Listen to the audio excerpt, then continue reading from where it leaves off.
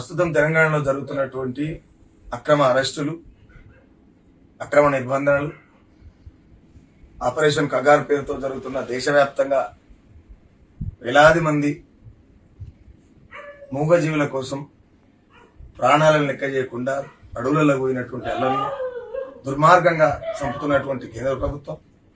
ఇక తెలంగాణ రాష్ట్ర విషయానికి వస్తే, ప్రశ్నిస్తే మావోయిస్ట్, మాట్లాడితే మావోయిస్ట్, ఉన్నట్టు అడిగితే అర్బన్ నక్సలైట్, ఇట్లా అనేక అంశాలపైన జరుగుతున్నటువంటి విధ్వంసం మనం చూస్తా ఉన్నాం. ఎన్ఐఏ బలగాలు ఏవైతే ఉన్నాయో అవి కేంద్రానికి సంబంధించినటువంటి అంశం. ఇది గాదైనన్న అక్రమ అరెస్టులో భాగంగా రాష్ట్ర ప్రభుత్వం, కేంద్ర ప్రభుత్వం రెండు ములాఖాత్ చేసినటువంటి అంశం ఇది. గతంలో ప్రొఫెసర్ కాశీమన్నని కావచ్చు, సాయిబాబా గారిని కావచ్చు, ఇట్లా చెప్పుకుంటా పోతే అనేక మంది, పాటలు పాడే కోటన్నను కావచ్చు, ఎవరైతే ప్రశ్నిస్తారో ఆ ప్రశ్నించేటువంటి వాళ్ళని అక్రమ కేసులు బనాయించి, అక్రమంగా నిందించి జైళ్లలో పెట్టి ప్రజాస్వామ్యాన్ని నడి బజార్ల బట్టలిప్పి ఊరేగిస్తున్నటువంటి సందర్భం. ఇది ఎంత సిగ్గుసేట్ అంటే, ఢిల్లీలో తక్క వాడిన పాట ఉంటుంది, ఒక పాట. నాకు దీన్ని చూస్తుంటే, ఈ అరెస్టులను చూస్తే చాలా బాధతో చేస్తున్నాయి వీడియో. అన్యము పుణ్యము తెలవని సిన్ని తమ్ముల పట్టుకొచ్చి అడగరాని ప్రశ్నలు అడిగి అన్నలా చూపించమంటూ గోలలో సూదులు గుచ్చిండ్రో, ఏమెరగనొల్ల మర్మముల పిట్రోలు పోచిండ్రో. ఎంత దుర్మార్గం, ఎంత దుర్మార్గం! ఈ రాజ్యం పైశాచికత్వం ప్రజలు పసిగడుతూ ఉన్నారు.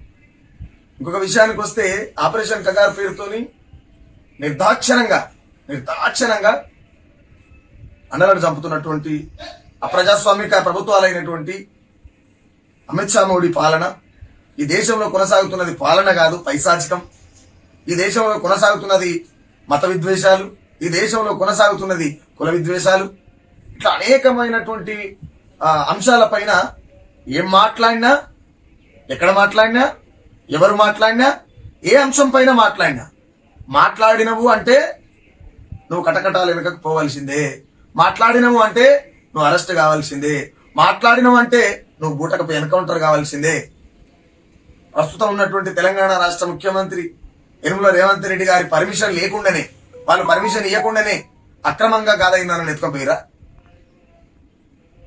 గతంలో ఎవరు, మన చిలక ప్రవీణ్ కావచ్చు, జగదీష్ శంకర్ కావచ్చు, ఇట్లా చాలా మంది అక్రమ అరెస్టులు ఏందో అసలు అంతు చిక్కనటువంటి దిశగా చేస్తున్నాయి ప్రభుత్వాలు. వాస్తవానికి నిజంగానే ఒక మనిషిని అరెస్ట్ చేసినప్పుడు ముందస్తు ఉత్తర్వులు జారీ చేసిన తర్వాతనే అరెస్ట్ చేయాలి. పోనీ ఎందుకు అరెస్ట్ చేస్తున్నారంటే అది లేదు, అన్ని ఫక్తు కేసులే, ఫాల్తు కేసులు, అనవసరమైన కేసులు, అక్రమ కేసులు.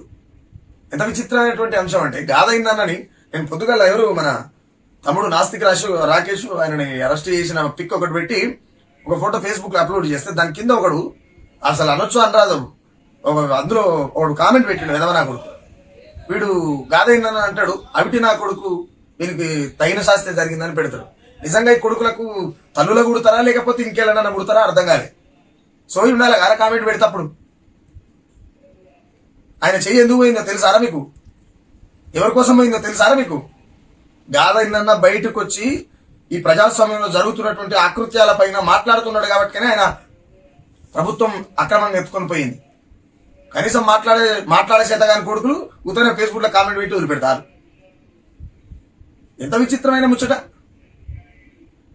అవిటి నా కొడుకు అంటే ఎట్లా? ఏ సంస్కృతిలో బతుర్రా మీరు? చాలా చాలా బాధాకరమైనటువంటి అంశం ఈ అంశం అయితే. ఇది ప్రతి ఒక్క కళాకారుడు కావచ్చు, గాయకుడు కావచ్చు, నాయకుడు కావచ్చు, మనసున్న మనుషులు ఎవరైనా, ప్రజలు ఎవరైనా స్పందించి గాదైందని వెంటనే రిలీజ్ చేసేటువంటి దిశగా ఆ పని చేయాలనేటువంటి సందర్భంలో భాగంగా నేను ఈ వీడియో చేయడం జరుగుతుంది.